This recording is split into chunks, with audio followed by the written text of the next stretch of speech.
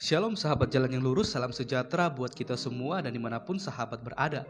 Saya selalu berharap dan berdoa supaya sahabat semua tetap dalam keadaan baik, dalam keadaan sehat, dan pastinya tetap di dalam perlindungan Tuhan.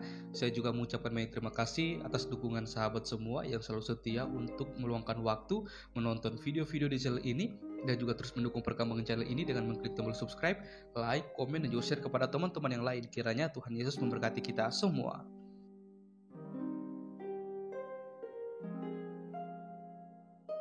Sahabat yang diberkati dan dikasihi oleh Tuhan kita Yesus Kristus, di kesempatan kali ini kembali lagi kita akan bersama-sama menyaksikan sebuah diskusi atau debat yang sangat menarik untuk kita simak, di mana di dalam debat tersebut ada para apologet Kristen dan juga ada Ustadz Zuma bersama dengan teman-temannya. Kita akan melihat bagaimana keberlangsungan dari diskusi atau debat tersebut, dan juga kita akan menyimak bersama-sama. Saya memberi saran kepada kita semua untuk menyimak video ini dari awal hingga pada akhirnya, supaya kita tidak gagal paham dan kita sendiri bisa memberikan penilaian terhadap debat tersebut ketika debat ini berlangsung, karena kita akan menyaksikan dan mendengarkan bagaimana mereka akan memaparkan setiap data-data yang akan menjadi bahan perdebatan mereka, dan kita juga bisa menilai apakah data-data yang mereka bawakan tersebut itu sudah sesuai dengan tema, dan juga apakah itu bisa dibuktikan kebenarannya. Dan kita akan melihat bagaimana respon dan reaksi dari masing-masing pendebat ketika data yang mereka bawakan atau narasi serta argumentasi yang mereka bawakan itu bisa dibantah, karena pastinya akan ada reaksi-reaksi dari seseorang ketika apa yang dia bawakan itu bisa dibantah kebenarannya, bahkan juga bisa dipatahkan seperti itu. Maka dari itu, tanpa berlama-lama, mari langsung saja kita saksikan debat tersebut. Saya mempersilakan kita semua bisa memberikan komentar yang baik, positif, saling membangun, bukan untuk saling menjatuhkan satu dengan yang lain. Tuhan Yesus memberkati. Kekekalan, supaya suatu kelak mereka, ketika Yesus kelak menjadi raja, mereka itu jangan sampai nanti dibinasakan. Itulah tadi yang dibaca tadi tentang bahwa aku bukan raja mereka, karena itu nanti berlaku kepada masa pengadilan setelah Yesus nanti sudah menjelaskan kiamat itu dan manusia akan dihakimi. Itu maksudnya. Nah, jangan sampai nanti saudara-saudaraku dari Islam ini salah mengikuti Nabi, salah mengikuti Allah, sehingga akhirnya mereka dibinasakan. Bahkan mereka akan dibuang sebab mereka tidak mengikuti Yesus sebagai Raja sejak sekarang sampai nanti hari kiamat itu. Itu yang harus kalian pahami tentang keselamatan. Pak dosen, begini Pak dosen, ini ada salah satu pertanyaan yang simpel saja Pak dosen. Itu mengenai keselamatan. Ya. Kalau saya baca di dalam Bible Anda, membunuh manusia itu kan berdosa. Cuma yang saya heran, ketika Anda bercerita tentang keselamatan, membunuh manusia berdosa, membunuh Tuhan menghapus dosa. Ini bagaimana aturannya ini? Nah, dengar. Bicara tentang kalau di dalam penjelasan kamu seolah-olah kok Tuhan dibunuh malah jadi penebus dosa. Nah, disinilah logika kalian yang salah tentang kematian Yesus. Kalian harus pahami bahwa Yohanes pasal 1 sudah menerangkan Yesus adalah anak domba Allah. Anak domba Allah itu tipologi dari penjelasan perjanjian lama, di mana ada korban-korban sebagai penghapus dosa bagi orang Israel. Tetapi penghapus dosa yang dimaksud di sini digenapi oleh Yesus dalam dirinya, karena manusia yang melakukan kejahatan dan Yesus korban dari kejahatan itu. Tetapi kalaupun Yesus korban dari kejahatan itu, Yesus tidak mati dengan konyol begitu saja lalu dia lenyap tanpa ada satu yang dibuat. Sebab Yesus berkata, dia akan bangkit pada hari ketiga, dan ini adalah esensi daripada ajaran Tuhan Yesus. Maka dikatakan dia bangkit dan naik ke surga untuk menyediakan tempat bagi kamu. Yohanes 14 ayat pertama, jangan gelisah hatimu, jangan takut, bahwa di rumah Bapakku telah kusediakan. Sebab kalau aku datang kelak menghakimi dunia, maka kamu akan saya taruh di tempat di mana aku berada. Itulah kiamat itu, itulah akhir zaman itu. Jadi kalau kalian tidak ikuti, Pak dosen jangan terlalu lama, Pak dosen. Pak dosen jangan terlalu lama, cukup paling panjang 2 menit aja, jangan terlalu lama. Iya, banyak yang mau bicara, silakan Bang Rama. Jadi ini kan Pak dosen mengakui ya, kalau itu ajaran Yesus dan Yesus Tuhannya, Pak dosen pernah mati selama 3 hari 3 malam ya. Akui enggak? Iya, diakui. Oke, diakui. Alhamdulillah kalau memang Anda sudah mengakui malam ini bahwa Tuhan Anda pernah mati selama 3 hari 3 malam dan itu adalah ajaran Tuhan Anda, maka supaya didengar publik. Berarti Anda satu-satunya yang mengakui Tuhan pernah mati. Berarti Alfa dan Omega itu di mana? Dari awal sampai akhir. Makanya jangan kamu sepotong-sepotong memahami Alfa dan Omega. Sabar dulu Pak dosen, sabar dulu. Alfa dan Omega yang di dalam Wahyu itu adalah penjelasan bahwa Yesus sudah menjadi raja dan dia satu-satunya nanti raja seluruh alam semesta. Ya, jadi kita lihat di sini malam ini ajaran Yesus versus ajaran Kristen. Hakim Kita sedang Pak dosen, jangan terlalu juga berkata begitu. Pak dosen, kalau terlalu lama bicara saya mute nanti loh. Tuh, kalau sudah satu kalimat di stop dulu lah biar bisa dengar yang lain. Silakan. Lama juga Awi akan. Silakan bercanda. Ini kita sapa dulu. Moderator, boleh Planet Wakres memberikan sedikit kabar baik? Oke, sebentar saya sapa dulu saudara saya yang sudah ada juga ini Mualla Musa Channel. Dia sudah pijat kepala dari tadi ini kayaknya. Ada satu pertanyaan Dawi. Silakan Bang Guru dan dulu Bang Juba, nanti baru Bang. Ya, sekedar bertanya untuk menerapi otak-otak. Jadi gini, di dalam Matius 19 nomor 17, Yesus berkata begini, tetapi jikalau engkau ingin masuk ke dalam hidup, ya kuncinya adalah turutilah segala perintah Bapa. Sekarang mereka ini menjadi Kristen itu perintah siapa? Menyembah Yesus. Pak dosen pasti punya jawabannya itu. Pokoknya Pak dosen ini selalu ada jawaban dan dia. Ya, selama mulut masih berbunyi, tapi saya butuh jawaban dari jawaban Yesus, bukan jawaban gereja. Jika kamu mau ingin hidup, kata Yesus, turutilah segala perintah daripada Bapa. Sementara perintah Bapa semuanya sudah dihapuskan Paulus dengan mengajarkan Yesus mati untuk menebus semua perintah-perintah Bapa itu. Jadi kayak mana caranya Kristen masuk ke dalam hidup? Bacalah cuma di dalam Yohanes pasal 16 ayat yang ke-6, 14 ayat yang ke-6 dikatakan di sana, akulah jalan, kebenaran dan hidup. Ya justru itu, kalau Yesus jalan kebenaran dan hidup, kenapa enggak ngikutin Matius 19 nomor 17? Dosen, apakah pangkatnya ini? Dokter kah atau apakah? Kalau Anda dosen SLB, dengar, kalau Anda mengikuti, aku gurunda. Oke, gurunda SLB, dengarkan. Kalau Anda mengatakan Yesus itu jalan keselamatan dan hidup, dengarkan dia. Kalau mau hidup, kata Yesus, turuti segala perintah Bapa. Katanya Yesus jalan keselamatan dan hidup. Terus kenapa kamu menyembah Yesus tanpa perintah Bapa? Coba tunjukkan kepada saya perintah Bapa. Dengar dulu. Dengar. Mana perintah? Dengar. Mana perintah? Sabar, Pak dosen ini susah. Dipancung kalau kalian Anda dosen di hutan cocok. Begini dosen, dengarkan. Mana perintah Bapa yang Anda dengarkan sampai Anda jatuh pada makhluk yang menyembah kepada sesamamu makhluk? Mana perintah Bapa yang Anda turuti? Silakan. Pak dosen, resign dulu Pak dosen biar bisa dibuka mute-nya. Pak dosen tolong jangan terlalu ini lah kalau bicara Pak dosen. Nah itu. Pak dosen memang begini kayaknya nih. Jadi begini Guru Undal. Artinya bahwa kalau kalian mau hidup kekal, jadikan Yesus raja. Karena Yesus sudah bilang, kumpulinlah mereka ini karena mereka ini tidak menjadikan aku raja. Aku akan potong mereka nanti di akhir zaman. Itu ajaran Kristen itu. Menjadikan Yesus raja, Yesus Tuhan, kalian nanti akan dipotong lehernya di akhir zaman. Kalian dong asumsi. Ini dosen dari mana pula ini? Kalian kan yang ngasih ayatnya itu. Yang ini Yesus mengatakan, hidup kekal itu, jika kamu ingin masuk ke dalam hidup, kata Yesus, turuti segala perintah Bapa. Nah sekarang perintah Bapa yang mana? Di surah apa? Nomor berapa? Yang Anda jadikan dasar menyembah anak Maria manusia itu? Ada nggak? Perintah Bapa menyembah Yesus, ada nggak? Banyak. Ya, coba saya minta satu aja. Tuhan, akulah Tuhan hari Sabat. Wah, ini dah. Bahwa kalau Yesus adalah Tuhan hari Sabat, itu artinya hari di mana kita beribadah, hari di mana kita akan menyembah Dia.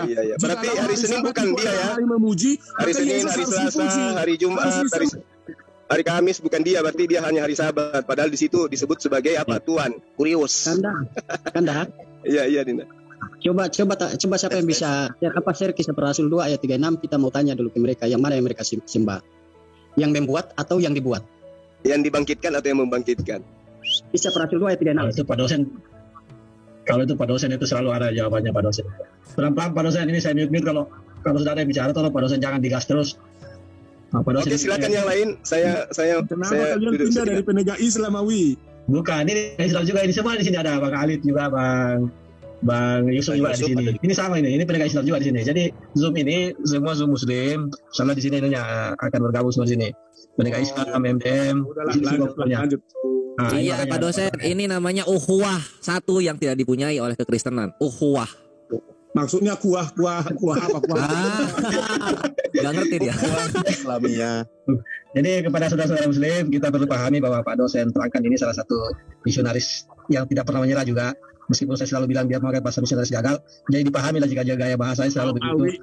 Ini kan Kisah Para Rasul berapa ini? Kisah Para Rasul 2 ayat 36.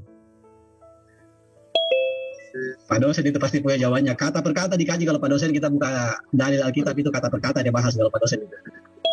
Jadi harus kita mengerti kalau berhadapan dengan Pak dosen terangkan ini. Cuma sama saya dia yang bisa, saya mute kalau dia terlalu banyak bicara. Waduh. Apa yang mau dipertanyakan di kisah para rasul? Pak dosen itu punya kitab, dipertanyakan aja langsung karena Pak dosen itu ada kitabnya juga. Ini kisah para rasul 2 ayat 36. Iya. Oke, dosennya terangkan Ini, akan bicara. Jadi seluruh kaum Sabar dulu saya terangkan. Nanti biar Pak terangkan dulu. Sabar dulu saya terangkan, sabar. Biar Pak terangkan dulu. Ada yang Pak Martin. Karena tadi Anda. Ya ini Bang. Ya. Tadi Anda berbicara kurang bisa menguasai diri. Kapasitas Anda untuk berbicara di sini kayaknya belum cocok. Kelas Anda masih di bawah. Jadi Coba seluruh kayak Pak kaum dosen. Israel harus tahu dengan pasti bahwa Allah telah membuat Yesus. Oke, jadi saya jawab ya. Ya, silakan Pak dosen. Jadi gini, kalau kalian baca dari ayat ini, ya Kisah Rasul pasal 3, ini adalah pernyataan dan kesaksian dari Petrus untuk menjelaskan situasi saat itu habis mereka dipenuhi oleh Roh Kudus, ya. Dan ini satu momentum di mana mereka menggenapi bahwa pencurahan Roh Kudus untuk memberitakan kebenaran dari firman yang pernah disampaikan oleh Yesus untuk diajarkan oleh murid-muridnya termasuk Petrus. Dan salah satu yang harus diajarkan adalah bagaimana Petrus menyampaikan kepada umat Israel supaya mereka tahu bahwa Yesus itu adalah Tuhan. Yesus itu adalah Tuhan untuk seluruh Israel, bahkan seluruh dunia. Kenapa? Dialah yang menjadi Tuhan penuntun bukti hidupnya manusia dari kematian, bangkit dari kubur, naik ke surga untuk menyediakan tempat bagi manusia. Ini ajaran dari Rasul Petrus. Oke, Pak terangkan. Ini kalian juga harus tahu, bukan hanya orang Israel yang tahu. Pak dosen begini, kalau di atas Tuhan itu masih ada di atasnya Tuhan atau tidak Pak dosen? Nah, artinya tadi saya udah kasih tahu, ini adalah penyampaian yang disampaikan oleh Petrus. Kalau Petrus mengajarkan kepada orang Israel. Ini orang-orang menjelaskan ini dijamak Yesus Kudus, itu berarti adalah benar. Tuhan. Berarti ini benar bahwa Artinya Tuhan. Sabar dulu Pak dosen. Saya mute lagi Pak dosen kalau jawab berhenti bicara nih. Kalau Pak dosen sudah disela, artinya ditanggapi, tolong stop dulu biar kita dengar tanggapan. Nanti kalau memang Pak dosen merasa di sana sudah cukup bicara, langsung menanggapi, tidak apa-apa Pak dosen. Oke, nggak apa-apa, lanjut. Ya, jangan langsung ngegas dulu, nanti aja belum berapa sudah ngegas. Pak dosen sudah mengakui tadi bahwa orang-orang yang berbicara tentang kisah para rasul ini orang-orang yang dijamah oleh Roh Kudus, berarti mereka tidak bohong. Dan pernyataan mereka sangat tahu karena itu Roh Kudus berbicara menjamah mereka dan mereka berbicara di dalam kuasa Roh Kudus dan mereka mengatakan di situ bahwa Allah telah membuat Yesus yang kamu selipkan itu menjadi Tuhan. Sekarang yang ingin saya pertanyakan, bukan Allah Rama. Itu bukan Allah. Sabar. Di situ dijelaskan tentang tulisannya Allah kan. Nah, Allah telah membuat Yesus menjadi Tuhan. Sekarang yang ingin saya tanyakan ke Pak Martin, yang Pak Martin mau sebaik membuat Yesus menjadi Tuhan, yang dibuat menjadi Tuhan. Ini kan ada dua oknum berbicara di sini. Silakan Pak Martin. Iya kan? Oleh Allah. Silakan. Allah yang Anda sembah atau yang dibuat Allah kamu sembah? Silakan. Silakan Pak Martin. Tolong ditanggapi. Nanti setelah ini Pak Martin boleh bertanya tentang keselamatan terhadap Islam karena Pak Martin kan saya senang dengan beliau ini, saya pernah beberapa kali berdoa dengan dia selalu kuat dengan ininya, dia pertanyaannya juga Islam bagus-bagus, tajam-tajam juga. Silakan Pak Martin. Saya kembali nanti Bang Abi, udah ada suaranya ya. Wah, sudah bagus suaranya ini, sudah. Ya. Oke, siap. Kita dengarkan dulu Pak Martin tanggapan terakhirnya sebelum dia bertanya. Dia menyembah Allah atau yang dibuat oleh Allah yang disembah. Silakan gimana penjelasannya. Jadi Yesus itu datang kan setelah para nabi-nabi ya. Itu Yesus datang setelah para nabi-nabi. Artinya bahwa Yesus datang itu untuk menggenapi semua rencana penyelamatan. Jadi dia datang untuk menyelamatkan. Sehingga dia datang setelah para nabi-nabi, peringatan para nabi-nabi. Artinya bahwa dia kalau nabi-nabi dari manusia berdosa, lalu dia sendiri adalah firman, dia adalah Allah sendiri yang datang dalam rupa manusia untuk menggenapi. Nah disitulah memang dia lahir sebagai manusia, tapi lalu dia bangkit lagi, dia kembali kepada keilahiannya sebagai Tuhan. Makanya kita bilang dia Tuhan. Tetapi selama lahir sampai kematiannya memang dia bukan Tuhan, dia adalah manusia. Nah ini yang sering tersandung oleh saudara-saudara Islam. Kenapa dituhankan kok dia, padahal dia mati disalib, dia bisa makan ikan goreng segala macam kan begitu. Nah disinilah yang mungkin kita harus pahami, karena ini adalah ajaran Kristen bukan ajaran Islam. Makanya tadi saya katakan bahwa kalau memang Yesus itu salah dipahami, jelaskanlah tentang kebenaran yang diajarkan oleh Al-Quran. Sehingga kita tidak memaksakan orang Kristen itu harus menyangkali imannya, begitu loh. Kan dialog selama ini kan orang Islam selalu memaksakan orang Kristen supaya jangan percaya sama Yesus, kan begitu. Dengan cari dalih macam-macam, kesalahan-kesalahan macam. Nah lalu saya katakan bahwa ajaran Alkitab itu tidak mudah untuk bisa dimengerti. Tentang Yesus sendiri harus Roh Kudus yang kasih tahu, kalau tidak orang tidak bisa ngerti, begitu. Sehingga kalau di dalam debat ini misalnya ada dianggap bahwa Alkitab itu ada yang salah, oke, kita nggak masalah, silakan aja. Tapi kalau Alkitab itu salah atau Yesus itu salah, buktikan dari Al-Qur'annya yang benar, begitulah maksud saya. Sehingga dialog kita itu fair begitu. Jadi kita tidak hanya menghakimi orang lain, tapi kita buktikan bahwa ajaran kita paling benar gitu, dengan bukti-bukti dan yang nyata gitu. Ya itu kira-kira tanggapan saya itu.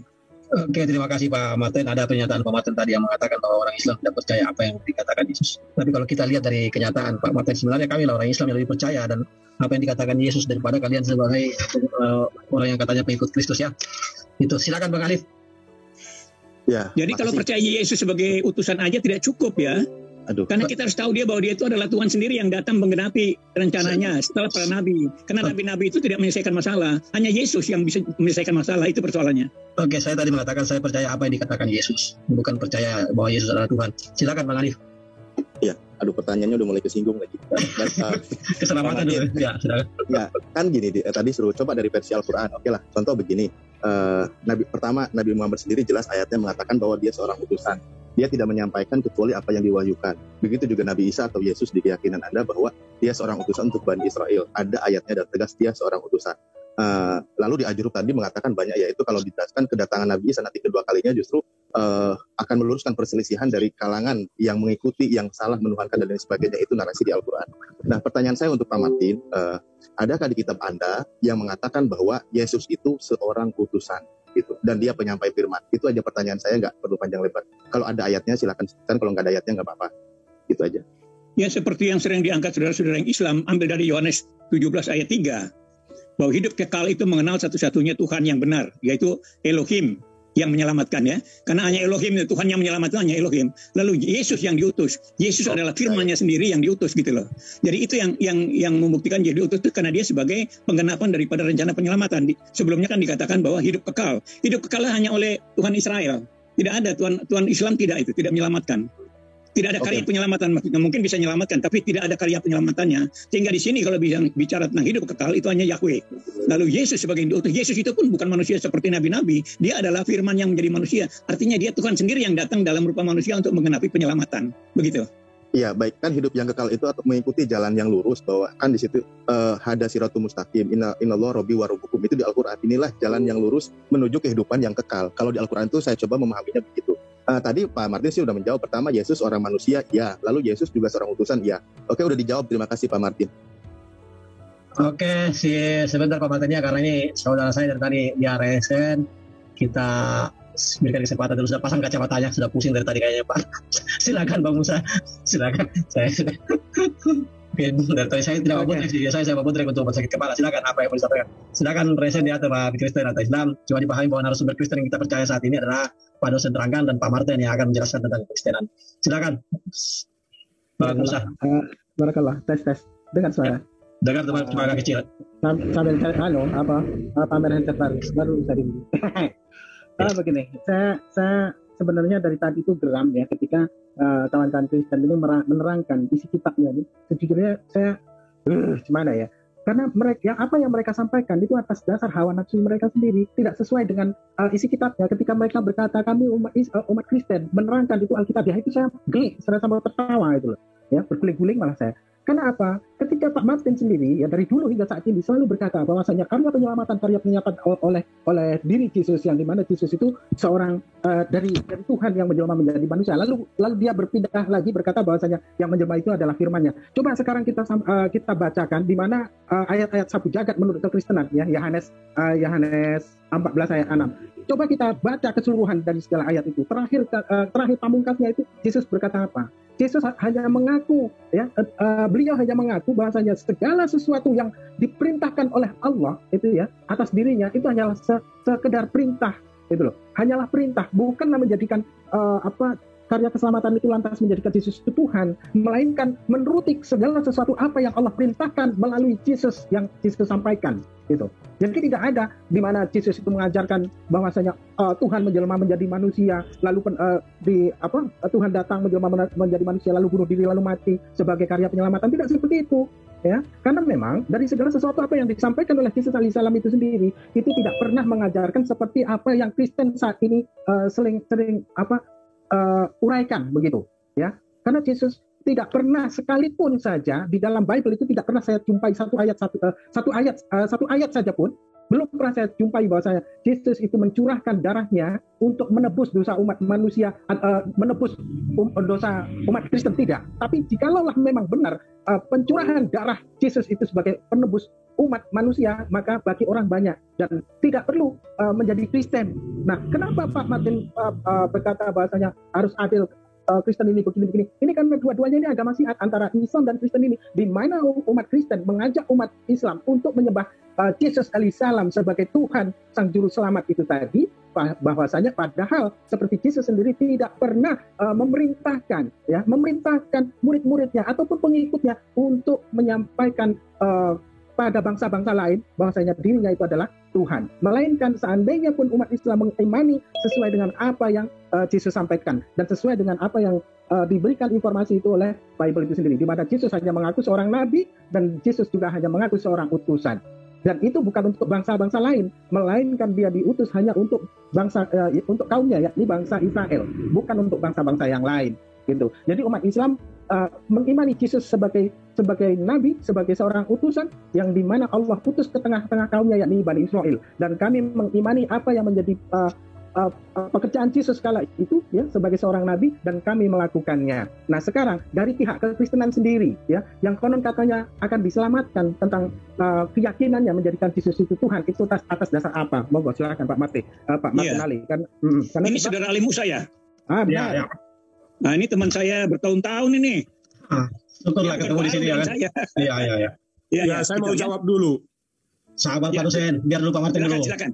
Pak dosen lagi, silakan Pak dosen. Jadi begini, di sinilah yang boleh saya katakan bahwa satu tadi, kata Bang Ali tadi, kalian sering memahami Yesus itu dari sisi utusan, diartikan sebagai nabi.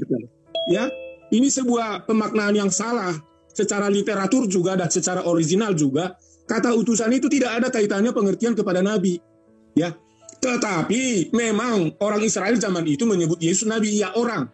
Makanya waktu Yesus pernah memperkenalkan diri, hanya ada dua yang diperkenalkan kepada muridnya. Dia tanya satu, siapakah aku menurut orang? Menurut orang, murid-muridnya bilang engkau Yeremia, salah satu dari nabi, engkau adalah yang datang, engkau adalah ini dan sebagainya. Itu kata orang. Tetapi Yesus bertanya tentang aku ini menurut kamu. Ini Yesus minta loh, menurut kamu itu siapa aku ini? Itu kepada muridnya, udah ditanyain langsung. Tahukah siapa yang bisa menjawab? Hanya Petrus. Dibilang apa? Engkau adalah anak Allah. Ya. Berarti dia berkata bahwa dia anak Allah. Yesus tidak menyebut dia nabi. Yesus tidak disebut dia dalam arti sebagai utusan dalam perspektif Islam, dikategorikan sebagai nabi yang sama sejajar dengan Nabi Muhammad. Tidak. Yesus anak Allah. Kalau kita lihat anak Allah dalam perspektif kitab Yohanes, waduh banyak sekali. Aku datang dari surga, kamu dari bawah. Aku diutus yang tidak kamu kenal, tetapi aku mengenal dia. Kalau dia berkata begitu, aku diutus oleh yang aku kenal dan kamu tidak mengenal dia, artinya bangsa Israel pun tidak mengenal Yahweh itu. Hanya itu satu-satunya yang mengajarkan tentang Yahweh itu yang benar, dan itulah dirinya yang mengenal itu. Kenapa dia sampai berani berkata bahwa dia mengenal Yahweh, yang sang pencipta maha besar, yang segala sesuatu bisa dilakukan? Karena memang dia adalah satu dengan Bapa itu. Itulah makanya dikatakan aku dan Bapa adalah satu. Iya, pemungkas itu. Jadi kalau kalian memahami tentang Yesus, jangan sempit. Tanya ke kami ahli-ahli kitab ini, karena kami yang bisa menjawab itu. Itu menjawab saya. Anda bukan ahli kitab Pak dosen, Anda Pak dosen, ya kan? Sabar Pak dosen. Silakan Pak Martin. Itu ahli kitab Awi. Oke. Silakan Pak Martin. Iya, jadi mengenal Yesus itu tidak mudah memang, ya, tidak mudah. Karena hanya oleh Roh Kudus orang bisa mengenal Yesus gitu. Jadi kalau saudara-saudara Islam tidak percaya, ya memang itu wajar-wajar aja. Makanya saya katakan bahwa sebaiknya kalau memang Yesus itu bukan Tuhan atau ditolak orang Islam, ya jelaskan tentang Al-Quran saja gitu loh. Tapi kenapa? Pertanyaan saya satu, kenapa orang Islam di mana-mana tuh maunya bicara Alkitab aja? Kenapa nggak berani uraikan Al-Quran secara seluruhnya begitu loh? Sehingga Alkitab yang jadi sasaran terus ditanya, kita sudah jelaskan seperti apapun ditolak gitu loh. Kita ini kan bukan orang sembarangan yang ngomong sembarangan, tidak. Kita ini mempelajari betul-betul dan kita ini ngajarin orang. Tidak berani sembarangan. Kalau kita sembarangan kita dimarah sama yang lain juga. Jadi coba orang Islam adalah, kalau kalian bicara Alkitab pasti salah semua deh. Makanya saya lebih suka kalau misalnya kalian salahkan tentang Yesus, jelaskan tentang Allah Subhanahu wa taala yang lebih benar. Itu saran saya itu aja. Oke, silakan begini, sabar dulu Bang Alif. Saya ada sedikit komentar pernyataan Bang Mapen bahwa apa tadi orang Islam tidak mau menjelaskan Al-Quran. Di mana orang Islam tidak mau menjelaskan? Silakan Anda bertanya ke kami pasti akan jelaskan. Itu pertama Pak Maten. Yang kedua, kenapa tadi mengatakan menyinggung ke Alkitab yang ditanyakan? Karena di mana kamu mau bertanya tentang kekristenan kalau bukan kepada Alkitab? Oh iya ya, saya lupa kalau di Alkitab itu tidak pernah tertulis Kristen. Silakan Bang Alif. Baik, maksudnya siap, saya suka Pak Martin itu. Tapi kenapa sering menyinggung ya? Itu bentuk kasih sayang kami Pak, karena kami diingatkan tuh di surat An-Nisa ya ayat 71, mengingatkan Bapak, orang-orang yang memegang kitab-kitab itu, tolonglah Pak, Bapak itu jangan berlebihan dalam agama Pak, jangan menaikkan sesuatu yang bukan haknya gitu. Sesungguhnya Al-Masih itu adalah seorang utusan. Itu ayatnya ada, makanya di sini kami mengingatkan melalui Al-Quran. Ada yang melalui di kitab Bapak, begini loh bunyinya, begitu. Ya saya tentu suka juga, sempat juga saya ngasih tahu Pak Martin sempat di surat apa tempo hari, umul kitab itu justru Al-Quran, tapi Bapak menganggap induknya Alkitab itu di Injil. Gak apa-apa, itu bagus. Begitu loh Pak. Itu tugas kami sih Pak, karena sekarang ini komunikasinya setelah kedatangan Nabi Muhammad, maka tergolong umat Nabi Muhammad. Ketika umat Nabi Muhammad, maka sesama satu umat kami untuk saling mengingatkan. Kami tidak akan berani mengatakan itu kalau tidak tertulis di Al-Quran. Makanya Al-Quran mengingatkan, jangan berlebihan, lalu mengajak lagi kepada kalimat yang sawa. Allah aja, jangan kamu menyekutukannya, jangan menaikkan sesuatu yang bukan haknya gitu loh. Itu Pak Martin, terima kasih. Iya, kalau misalnya kita kembali kepada surat Yunus ayat 94, coba tolong Anda jelaskan ini deh. Surat Yunus ayat 94. Yunus 94 ya. Coba. Ya, tolong bacakan. Dan tolong saya dijelaskan deh. Oke, ini menarik Pak Martin. Cuma kalau kita berdiskusi dengan Pak Martin ini, kita akan sering mentok dengan Roh Kudus. Jadi mohon maaf Pak Martin, jangan terus Roh Kudus yang disalahkan. Kami juga ini, waduh, repot juga nanti kalau sedikit-sedikit Roh Kudus dikambing hitamkan. Gimana kita bisa berdiskusi ya? Sama-sama sedikit Roh Kudus. Bahkan tentu ini Roh Kudus juga ada di antara Pak Martin ini. Jadi bingung juga kita nanti kalau ujung-ujungnya Roh Kudus yang dibawa-bawa. Aduh. Itu Yunus 94 tentang pasti. Tanya kepada pembaca kitab sebelummu. Jadi di mana kalian lebih tahu dari orang Kristen, di mana kalau Nabi Muhammad aja disuruh bertanya pada orang Kristen? Yang ditanyakan itu tentang apa emang Pak? Nah, benarkah ada cerita disuruh bertanya? Kalau dia ragu-ragu, kan tidak dikatakan apa. Kalau ragu, tanya aja sama orang yang diberi kitab. Itu jelas kan? Coba Bapak lihat. Tapi kalian sabar Pak Martin, kita baca, kita kaji jelas dengan bahasa Indonesia aja yang bagus. Biar Pak Martin mengerti tentang ayat ini. Coba kita silakan Bang Yusuf atau Bang Alif. Silakan kalau Kang Alif mau menjelaskan. Kalau tapi saya sedikit dari saya. Nah, di situ coba kita baca ya. Maka jika engkau Muhammad berada dalam keraguan-raguan tentang apa yang kami turunkan kepadamu, maka tanyakanlah kepada orang yang membaca kitab sebelummu. Sungguh telah datang kebenaran kepadamu dari Tuhanmu, maka janganlah sekali-sekali engkau termasuk orang yang ragu. Jadi asbabun nuzul ayat ini Allah menceritakan tentang Nabi Ibrahim, tentang Nabi Musa, tentang Nabi Isa. Nah, jika Nabi Muhammad ragu, silakan tanyakan kepada orang yang membaca kitab sebelummu. Sekarang saya tanya Pak Maten, apa ada cerita Nabi Musa dan Nabi Isa di kitab Bapak? Loh, ini kitab saya kok. Lah, ada nggak perjanjian lama sampai perjanjian baru? Itu tapi ada cerita Nabi Musa. Hah? Ada cerita Nabi Musa di situ. Oh, lengkap. Wah, berarti benar ayat ini. Iya, itu menurut tafsiran kalian kan. Kalau disuruh tepatnya kepada orang yang diberi kitab, itu aja kuncinya. Apakah silakan kalian terjemahkan sendiri. Jangan terjemahkan, tapi jelas dia disuruh bertanya. Berarti Allahnya tidak menjelaskan semua gitu kesimpulannya kan begitu. Astagfirullahaladzim. Yang dimaksud di situ bukanlah sebuah ajaran yang ditanyakan, tetapi yang diturunkan adalah cerita para nabi terdahulu seperti Nabi Nuh. Lah, ya kan tidak ada dikatakan di situ seperti itu kan tidak ada. Nah, sudah coba bukakan asbabnya. Bukakan asbabnya. Itu kan tafsiran Anda sendiri. Ini konteksnya ini.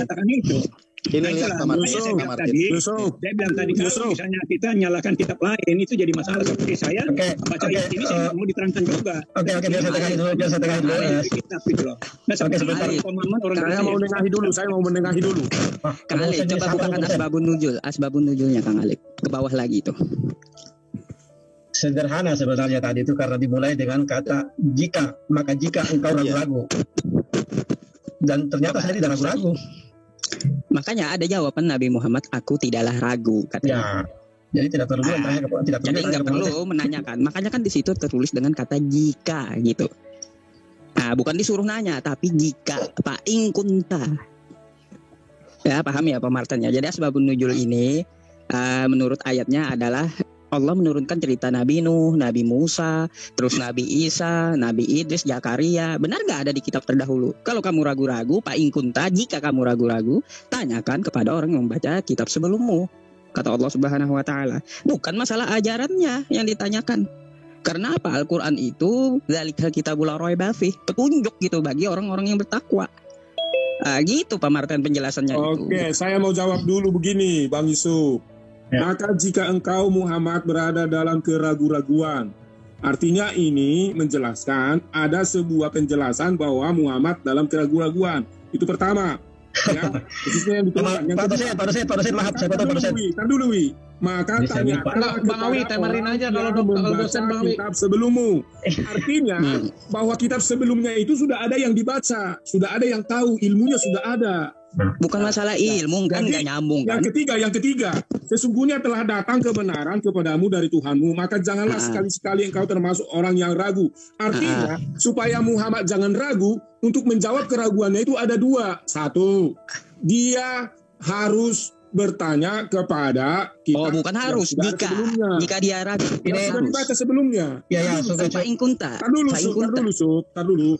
Jadi, supaya jangan ragu-ragu, maka tanyakan kepada orang yang membaca sebelumnya. Artinya sebelumnya sudah ada diajarkan tentang kitab-kitab itu. Oke, habiskan dulu Kang Awi, nggak apa-apa dia. Jadi, biarkan dulu supaya Nabi Muhammad itu jangan ragu-ragu, termasuk kepada pengikutnya, termasuk si Awi, Yusuf, dan Bang Ali ini. Maka mereka harus bertanya kepada kami, bagaimana kitab yang dibaca sebelumnya lebih komplit. Contoh tentang Nuh. No. Pak dosen, aduh bahaya. Pak dosen gitu kayak bahasanya dia sudah suka melintir. Padahal dia ngerti aja itu bahasa Indonesia itu harus ngerti. Masalahnya narasi di kitab Anda itu justru bermasalah ketika Nabi Lot, Nabi Daud dan sebagainya itu banyak menyeleweng. Nah itu tadi Bang Yusuf sudah menjelaskan mengenai kisah bahkan mengenai ini kan di sini kan ayatnya tegas kan, jika engkau berada dalam keraguan-raguan tentang apa yang kami turunkan kepadamu, berarti apa? Al-Quran yang isi segala isinya. Nah sementara Nabi Muhammad sendiri sudah yakin bahwa dia seorang Rasul, dia tidak ragu gitu. Dan itu Allah mengatakan demikian dan memang sudah yakin karena Al-Quran sudah diterima oleh Nabi Muhammad. Nah di antaranya contoh umpamanya yang banyak memuat kisah Nabi Muhammad, kedatangan Nabi Muhammad itu banyak di kitab-kitab sebelumnya. Ada ciri-ciri Nabi Muhammad. Makanya tadi ini terhubung dengan ayat lain. Pertama, Nabi Muhammad walaupun dia sudah mengatakan la asyak wal asal, aku tidak merasa ragu dan aku tidak akan pernah bertanya.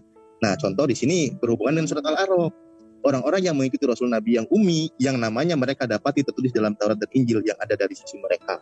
Nah, makanya dulu orang-orang yang banyak berdatangan ke Jazirah Arab, ke Mekah maksudnya untuk mengetahui informasi kedatangan Rasul terakhir gitu. Jadi konteksnya ke sana. Tambahan dikit Kang Alif. Pak dosen, benar nggak di kitab Anda cerita Nabi Musa ada? Kata Pak Martin lengkap. Berarti nggak perlu ragu lagi apa yang diturunkan Al-Quran bahwa ada cerita Nabi Musa, Nabi Nuh, Nabi Isa di kitab sebelum Al-Quran itu datang. Bukan masalah ajaran Trinitas itu kami nggak kenal gitu. Ajaran-ajaran terdahulu, kitab-kitab terdahulu itu telah diubah-ubah oleh tangan manusia. Jadi yang perlu ditanyakan tentang apa? Tentang nubuatan Nabi Muhammad apakah ada atau tidak ada? Seperti di Quran surah As-Saff ayat 6 itu. Terus cerita Nabi Musa, silakan kamu bertanya, hai Muhammad. Kalau kamu ragu-ragu, Pak Ingkunta, jika kamu ragu-ragu, tapi jawabannya apa? Aku tidaklah ragu, kata Nabi Muhammad. La asyukka wala asalu. Wala asalu. Aku tidak pernah merasa ragu dan tidak pula bertanya. Ngapain nanyain? Karena apa? Karena dalikal kita bula raiba fi hudalil mutaqin.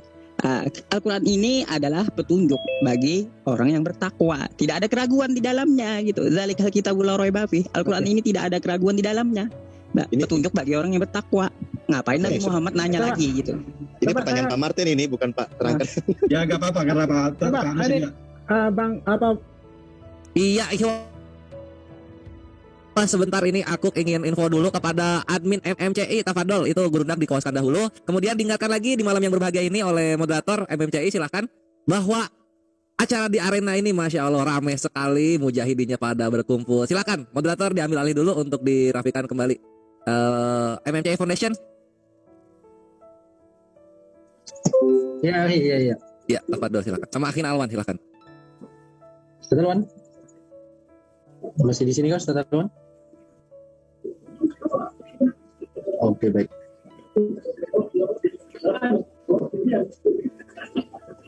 Ayo Akhi, semangat. Bentar.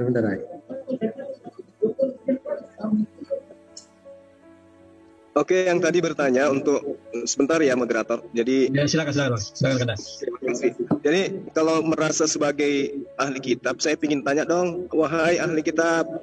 Tunggu Aki, cuma jangan antum dulu saya. Wah, kalau antum sudah pasti nusuk ke jantung mati nanti mereka. Saya dulu. Ya udah silakan. Saya mau bertanya soalnya dari tadi nih. Mereka kan ahli kitab nih, ya. Lalu ketika saya ragu-ragu, maka saya akan bertanya, ya. Tolong dijawab dengan benar, ya. Yesus itu, ya, disalibkan jam berapa? Jam 9 kah atau jam 12? Itu karena saya ragu-ragu ini, ya. Dari kedua ayat ini, tolong silakan Bapak Martin Ale dan juga Bapak siapa tadi? Siapa nama? Bapak pendekar kah siapa itu, ya? Tolong jawab dari kedua ayat ini. Dari kedua ayat ini mana yang benar ataupun mana yang salah atau dua-duanya salah? Karena saya dalam keadaan ragu-ragu ini. Saya bertanya pada ahli kitab dengan sombongnya Anda berkata. Silakan jawab.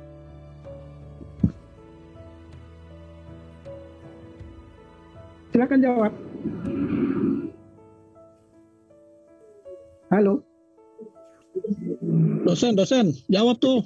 Di-mute nggak itu? Hai ahli kitab, mana ahli kitabnya? Ini ahli kitabnya lagi di mute dia semuanya. Bentar. Pak Martin udah di-mute. Saya bantu buka. Ya. Tadi coba ayatnya mana? Ayatnya tadi itu mana itu? Yang jam itu ayatnya mana itu?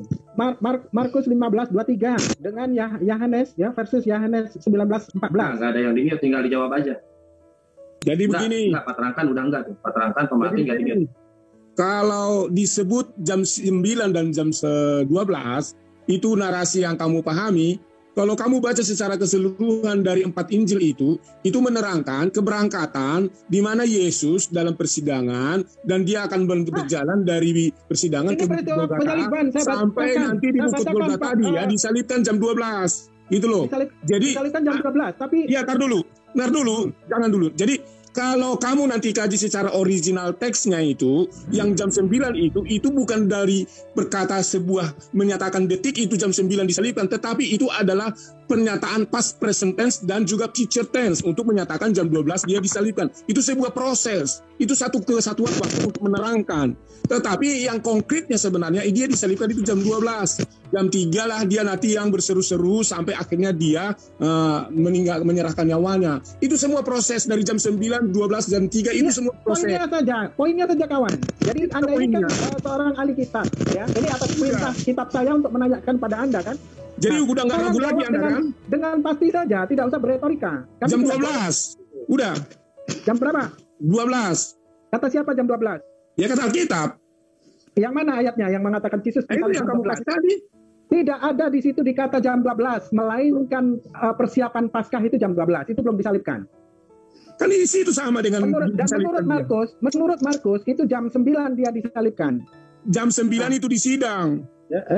Jelas-jelas di situ dikata jam 9 ketika ia disalibkan. Itu jelas bunyinya seperti itu. Iya, di sidang lalu dibawa dia untuk memikul salib. Tolong Aki keluarkan Markus Markus 15:25 versus Yohanes 19:14, 15. Ini Pak dosen ahli kitab atau ahli ngibul ini? Yang nampilin teks screen, tolong bahasa Ibraninya dong, KJV diganti Ibrani. Lihat di situ ayat 25. Hari jam 9 ketika ia disalibkan dan alasan mengapa ia disalibkan disebut ditulis di situ. Jadi artinya itu adalah sebuah proses. Bersama-sama dengan dia disalibkan ada 2 orang penyamun, seorang sebelah kanan dan seorang yang di sebelah kirinya. Itu penjelasan dari proses. Gitu loh. Proses. Lalu apa kata Yohanes? Proses atau bukan? Silakan. Iya, ini Yohanes. Baca dulu Yohanes. Iya, buka ayatnya biar kita baca. Oke. Yohanes 19, 14, 15. Yohanes 19.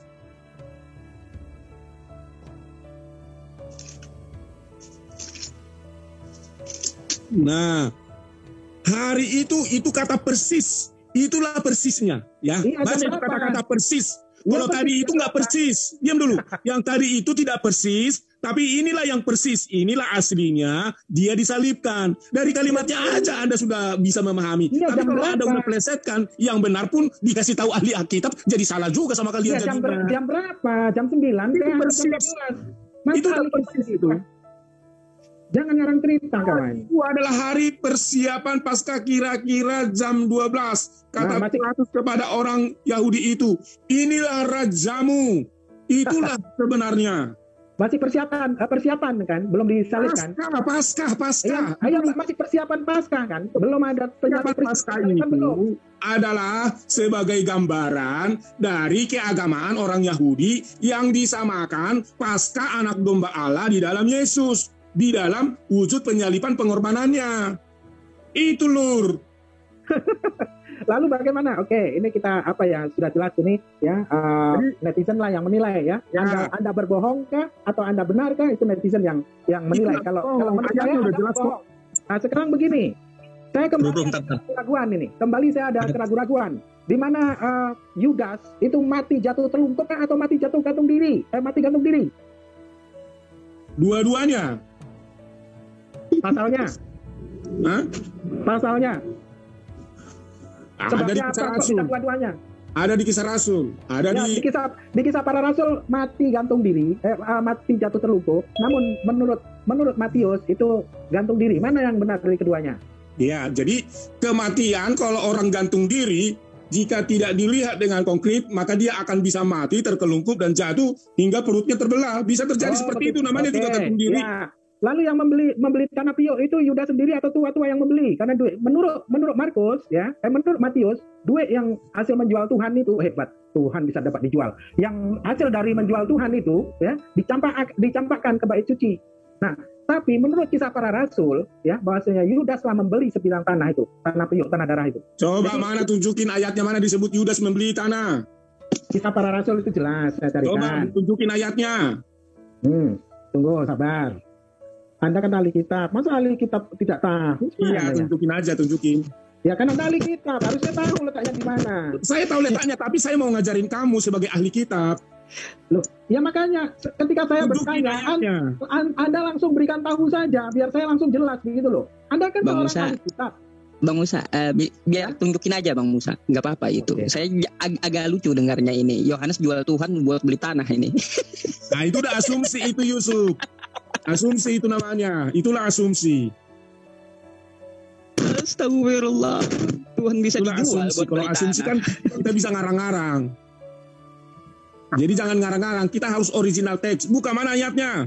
Yudas membeli tanah. Ayo. Mantap ini. Pak dosen sudah mulai keras. Tenang Pak dosen, tenang.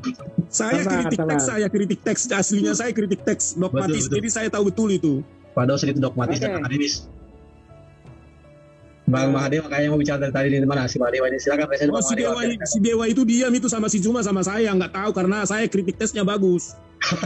Coba buka coba siapa dosen, Pak dosen.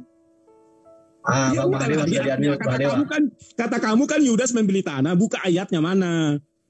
Biar saya ajarin kamu kritik teksnya. Oke, buka Matius 27 ayat 8. Yang di kisah Rasul kata kamu. Ya, kisah para rasul 1:19.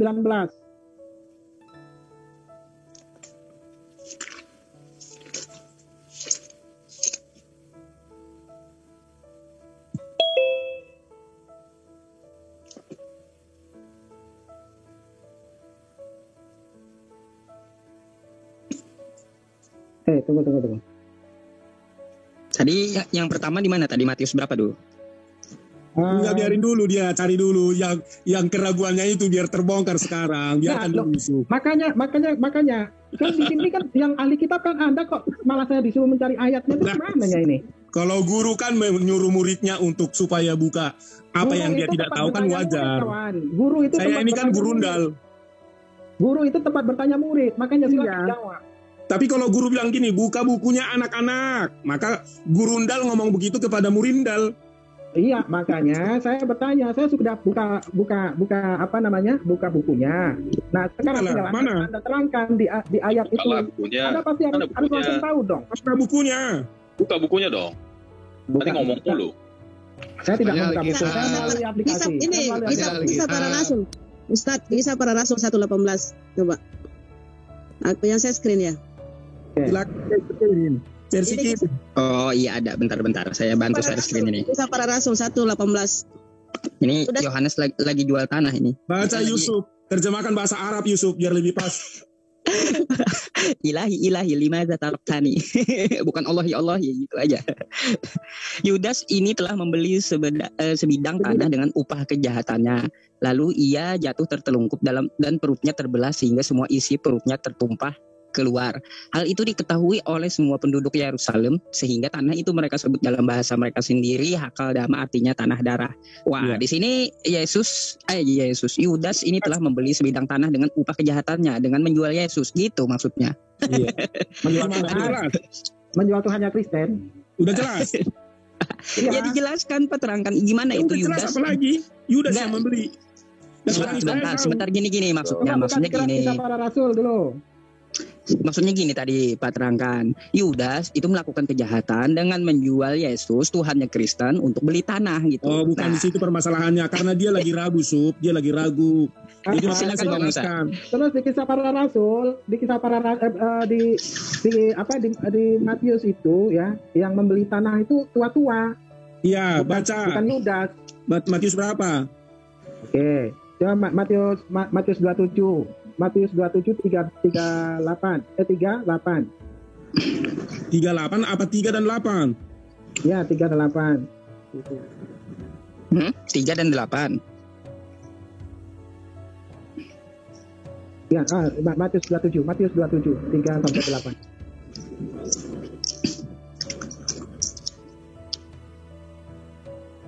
Mana?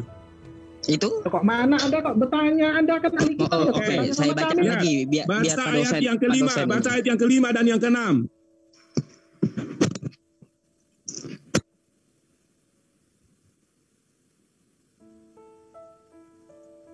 Apa hubungannya itu Pak dosen? Ya adalah. Mereka melemparkan uang perak itu dalam bait suci, lalu pergi dari situ dan menggantungkan diri. Lihat, imam kepala mengambil uang perak itu dan berkata, tidak diperbolehkan memasukkan uang ini ke dalam peti persembahan, sebab ini uang darah, uang haram.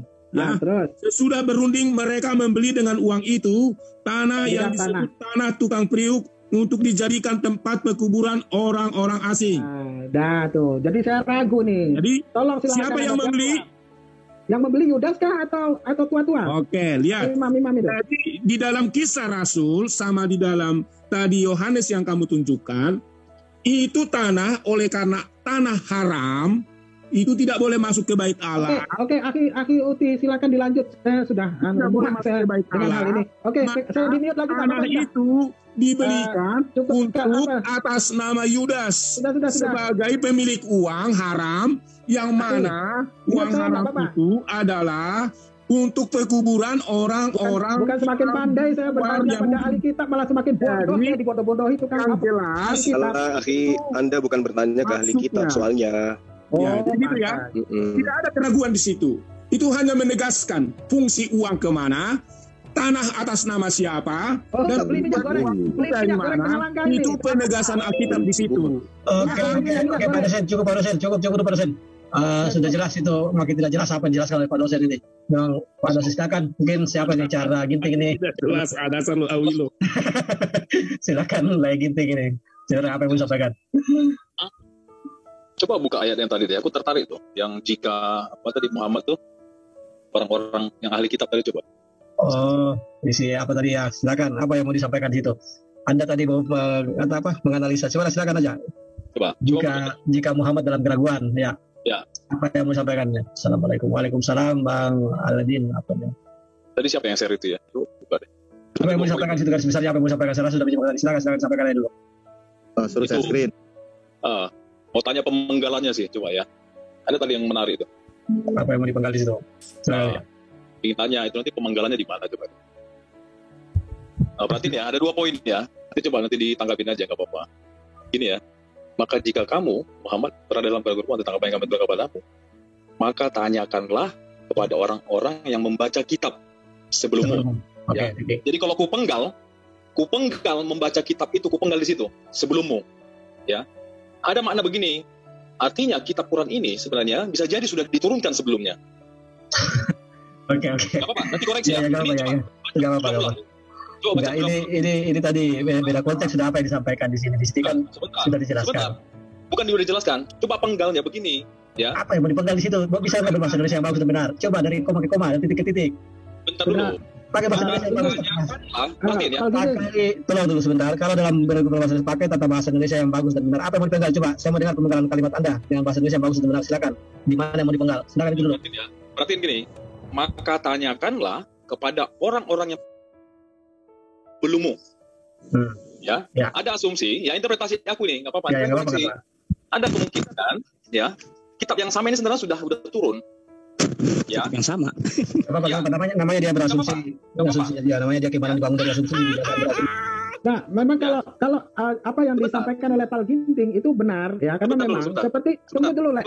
Ada 2 poin, sebentar. Ada 2 poin mau aku sampaikan. Dia selesaikan. Ada 2 poin. Itu satu poin ya. Yang kedua begini, ini yang menarik nih. Perhatiin ya. Di kalimat pertama, jika kamu itu satu orang Muhammad. Lihat yang terakhir. Sebab itu janganlah sekali-kali kamu termasuk orang-orang. Perhatiin, dia pakai orang-orang di situ. Padahal kamu itu kata tunggal. Kenapa dia pakai orang-orang? Begitu. Kenapa enggak dia pakai begini? Sebab itu janganlah sekali-kali kamu termasuk orang yang ragu-ragu. Nah, ya. Itu aja. Terima kasih, Tafadol. Oke, sebentar. Saya tanggapi dulu sedikit saja. Apa yang disampaikan oleh Pak Ginting tadi benar, karena memang seperti apa yang terletak di Turki yang dijumpai itu ya, Injil Barnabas itu memang dalil kalimatnya ataupun penulisannya, kalimat-kalimatnya ini mendekati Al-Quran, dan itu dibenarkan oleh Paus. Oke, itu saja. Tapi ya, apa saya sedikit menanggapi dulu sebelum saya lempar ke yang lebih berkompeten sebenarnya menjelaskan ini. Berarti sabar dulu Pak dosen. Muhammad lagi dong. Sabar dulu Pak dosen. Saya tertarik dengan pernyataan lagi tadi, tapi dia sudah menggarisbawahi bahwa itu asumsi dia, ya wajar lah karena dia terbiasa dengan asumsi, membaca kitab dengan asumsinya sendiri, ya diwajarkan lah kalau dia ngomong seperti itu karena dia beriman sesuai dengan asumsi orang-orang Kristen. Silakan Bang Alif dijelaskan dulu kalau dari tata bahasa Google sudah itu apa yang disampaikan si Bang Awi, gue mau nanya sedikit dong, Jangan. Katanya kan mengaku ahli kitab. Gue pengen dong yang namanya terjemahin bahasa aslinya dong, suruh baca. Kalau benar ahli kitab. Permintaan ada yang bisa nggak? Coba tolong terjemahin bahasa aslinya. Bisa dibacain. Bahasa Yunani kalau nggak bahasa Yunani. Oke, sebentar lagi intinya nanti tanggapi ini ada permintaan dari Pak Ahmad karena sering tadi disebut. Bukan lagi inting nggak mengaku. Pak terangkan ahli kitab. Iya, makanya saya bilang sebentar pernyataan lagi nanti kita tanggapi karena tadi banyak yang pernyataan ahli kitab, termasuk Pak Matur mengatakan ahli kitab. Makanya wajar kalau Bang Dewa menanyakan, tolong buktikan kalau Anda memang ahli kitab. Bagaimana Pak dosen? Tolong tampilkan bahasa Yunani. Jadi ternyata begini, kalau kitab Al-Quran sebelumnya sudah diturunkan berarti kitab bentar, Pak dosen, kita masuk ke sini dulu. Sebentar Pak dosen. Anda kan mengatakan tadi ahli kitab. Bahasa Yunani kalau nggak bahasa Ibrani dong. Suruh baca dia. Silakan yang bisa tampilkan dulu. Silakan. Yang bisa share screen Alkitab bahasa Ibrani biar ahli kitab kita yang ada di sini nih membacanya gitu. Pak dosen, bisakah baca kalau bahasa Ibrani? Jangan sampai kita share screen ternyata nggak bisa. Aku bisa bahasa Yunani, kalau Ibrani dikit-dikit. Oh, berarti bukan ahli kitab ya. Ya udah nggak apa-apa Yunani, tampilkan Yunani. Jangan dilihat ayatnya berapa, tolong tampilkan hurufnya aja. Tolong siapa yang punya aplikasi bahasa Yunani, Bang Musa? Tolong dong, permintaan ini, request. Tolong dibantu, ini saya tidak ada aplikasinya. Supaya penonton bisa menilai ini. Aki Zuma itu yang punya. Silakan Bang Juma, tolong dong. Aki Serayar pun ada itu. Bang Serayar. Bang Moto tadi ada Bang Moto. Bang Moto yang punya aplikasinya bahasa Jadi penonton bisa menilai di sini ya, siapa yang ahli kitab, mengaku ahli kitab. Kalau kami tidak pernah mengaku ahli kitab. Silakan. Kami ahli kitab sebelumnya cuma. Enggak, kan Bapak ngaku tadi ahli kitab. Kita di sini minta bukti, Pak. Minta bukti. Di sini dalam berdiskusi itu, Pak. Bukti yang bicara, Pak. Jangan bicara jadi bukti. Biar penonton nanti yang menilai itu semua. Jadi Bapak ahli kitab, Bapak bukan. Kalau saya jujur, Pak, saya ahli buka celana. Bukan ahli kitab. Silakan Bang Gores. Makasih banyak Bang Gores. Itu Akimoto sudah ini ya. Itulah ciri khasnya si Juma. Bang Dewa itu bukan cuma Dewa itu ya, Dewa ya. Ini. Bahasa Yunani-nya, Bang Akimoto. Bahasa Yunani.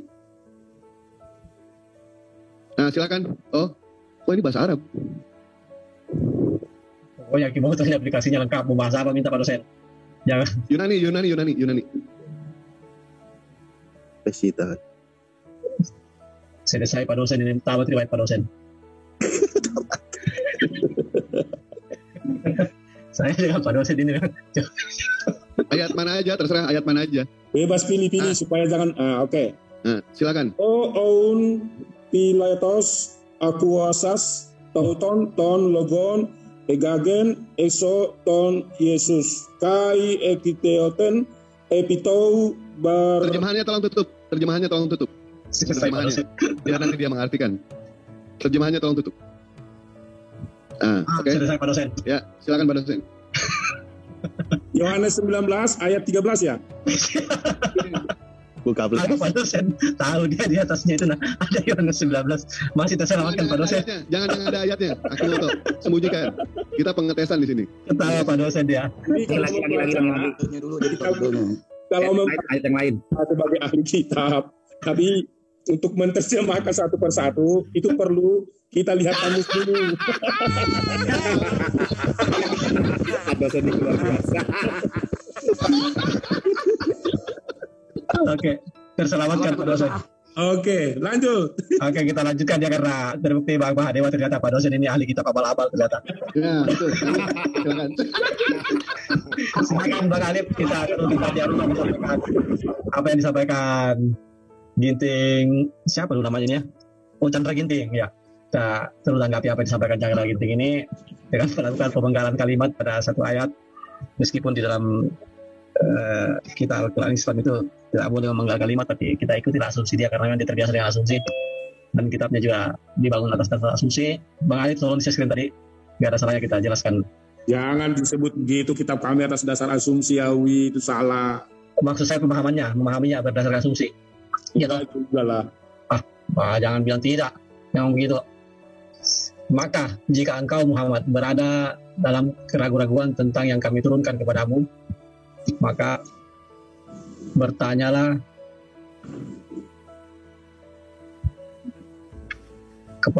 tanyakanlah kepada orang yang membaca sebelummu. Dia mengatakan dengan asumsi dia bahwa ternyata kitab ini memang sudah pernah ada sebelum Muhammad, artinya kitab ini pernah dibaca orang sebelum Muhammad. Maksudnya ini maksud kitab di sini dia ini yang dimaksud Al-Quran. Silakan Bang Arif. Lagi Ginting ini lupa bahwa sebelum Al-Quran ada namanya kitab Injil, ada namanya kitab Taurat gitu kan, dan kitab Zabur gitu. Nah, itu semua berasal dari sumber yang sama, yaitu Allah Subhanahu wa taala gitu. Makanya tanyakan kepada yang membaca kitab sebelummu gitu. Bukan berarti Al-Quran itu sudah diterima sebelum Nabi Muhammad. Itu salah memahaminya. Justru banyak ayatnya jelas Al-Quran diturunkan kepada Nabi Muhammad. Ya, semoga asumsi liarnya sudah tertutup lah. Karena apa? Dikatakan sebelum, karena banyak menceritakan tentang akan kedatangan Nabi Muhammad. Gitu. Seperti di ayat 93 itu. Itu jatuhnya ke Ali Imran 3. Coba bukakan Ali Imran 3, Kang Alif. Yang disebutkan Kang Alif tadi itu maksudnya. Nih. Jadi ada kitab-kitab sebelumnya kan, yaitu kitab Taurat dan Injil. Dan di dalam Taurat dan Injil ini banyak mengisahkan akan kedatangan Nabi Muhammad, kayak gitu loh. Sebelumnya seperti itu manusia dan dia, nah itulah banyak. Oke, kita kembali ke ayat tadi lagi. Sedikit lagi ya. Itu belum lengkap itu. Kang Alif tambahin siapa orang-orang katanya. Kenapa itu memakai kata orang-orang katanya? Ya itu saya pindah ke penggalan kedua karena kan menurut di atas maka jika engkau Muhammad artinya satu orang. Kenapa di bawah orang? Coba kita sampaikan orang-orang ini. Ya ini. Silakan Bang Yusuf. Orang-orang di sini adalah orang-orang yang memegang Taurat. Selama mereka memegang Taurat sampai diturunkannya Al-Quran, mereka tidak ada perselisihan paham semua urusan. Nah, ketika Al-Quran itu diturunkan, orang-orang Bani Israel tersebut, orang Yahudi tersebut, mereka ragu-ragu gitu dengan Al-Quran. Maka dari itu Allah memerintahkan Nabi Muhammad, janganlah kamu termasuk orang-orang yang ragu. Jadi orang-orang di situ adalah orang-orang Bani Israel yang meragukan turunnya Al-Quran. Janganlah kamu termasuk seperti mereka, kata Allah Subhanahu wa Ta'ala kepada Nabi Muhammad. Gitu, mudah kok Al-Quran itu dijelaskan. Artinya maksudnya begini, artinya kata engkau di atas kita tuju kepada satu orang, ke bawah itu memang dimaksud itu orang-orang, artinya bukan Nabi Muhammad orang-orang itu. Ini jadi berarti gini memahaminya. Kan di sini laqad ja'aka al-haq min rabbik gitu ya. Jadi telah datang kepadamu kebenaran dari Tuhanmu gitu. Maka janganlah kamu gitu kan, di sini terjemahnya, maka janganlah sekali-kali engkau termasuk orang yang ragu. Nah, karena gini, termasuk itu kan ini ada min kan litabid ya sebagian dari orang-orang yang banyak yang ragu. Jadi kamu tuh jangan tergolong orang-orang yang suka ragu terhadap ayat-ayat Tuhan gitu. Dan memang makanya di sini Nabi Muhammad sudah mengatakan saya tidak akan pernah ragu dengan apa yang difirmankan gitu. Berarti siapa? Banyak orang-orang yang ragu dengan ayat-ayat Allah itu banyak, bahkan yang berubah-ubah ayatnya itu banyak gitu loh. Nah, diingatkan janganlah kamu tergolong. Contoh di ayat sebelumnya ini ada nih. Dan sungguh kami telah mendapatkan Bani Israel di tempat-tempat kediaman yang bagus dan kami memberi jalan yang baik, maka mereka tidak berselisih kecuali setelah datang kepada mereka pengetahuan. Sudah sungguh kamu akan memberi keputusan antara mereka dari yang mereka perselisihkan itu. Mereka itu sering perselisihkan dan lain sebagainya, gitu kan banyak ayatnya lah. Benar ya Kang Alif ya tentang Bani Israel ya itu ya. Ya kalau dari sebelumnya ya, nah ini korelasinya berarti benar-benar masih ayat ini. Ayat ini konteksnya makanya Pak In Kunta itu udahlah, artinya ya udah tadi udah kita bahas panjang. Maka jika engkau gitu kan ragu-ragu, kenapa banyak mereka itu dari sebelumnya itu ada yang ragu, ada yang berubah dan lain sebagainya gitu. Tapi konteksnya di sini bahwa kan makanya kan mimma angzalna ilaika. Oh ini kan di situ dari apa yang aku turunkan kepada engkau kan. Berarti kan Al-Quran contoh mengatakan Rasul itu Nabi Muhammad itu seorang Rasul kan gitu. Wa ma Muhammadun illa Rasul kan gitu. Nah dia ragu nggak nih? Makanya seandainya kamu ragu tapi Nabi Muhammad nggak ragu. Nah Surta coba tanya apa yang dibaca di kitab sebelumnya, ada nggak nih sifat-sifat Nabi Muhammad dijelaskan di kitab sebelumnya? Silahkan tanyakan. Tapi Nabi Muhammad mau nanya. Tapi sebenarnya karena kitab Injil yang Allah sendiri yang turunkan, berarti Allah tahu bahwa memberitahukan akan ada kedatangan Nabi Muhammad. Tapi Nabi Muhammad nggak mau tanya. Gitu. Sorry, aku percaya dengan Al-Quran cukup. Kenapa? Ya mereka banyak menyaksikan kitab ayat-ayat. Bang Alif, jadi begini. Saya mau tanya dulu bro, boleh? Kalau saya ibaratnya ngomong sama Bang Alif begini, Bang Alif, akulah datang kepada Bang Alif. Kalau Bang Alif ragu-ragu, jangan kamu ragu-ragu, tanyakanlah keraguan-raguanmu itu kepada orang yang tahu kitab sebelumnya, ke kitab Injil dan Taurat. Dan jangan juga ragu-ragu orang-orang. Artinya Muhammad bisa ragu, gitu loh. Sekarang kalau kami kutip tentang kata ragu, dalam hal pernah Musa diutus oleh Yahweh untuk pergi ke Mesir, dia pernah ragu.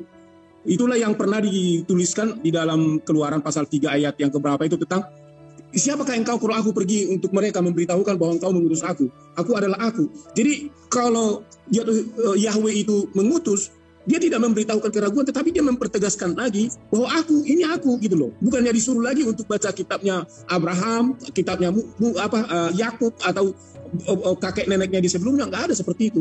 Jadi kalau Tuhan mau mengutus, langsung dipertegas, aku yang mengutus kamu. Nah kalau ditanya bagaimana, kalau mereka tidak berteriak begini, aku. Sampai akhirnya kalau kita lihat dalam konteks itu, Tuhan kan marah sama Musa.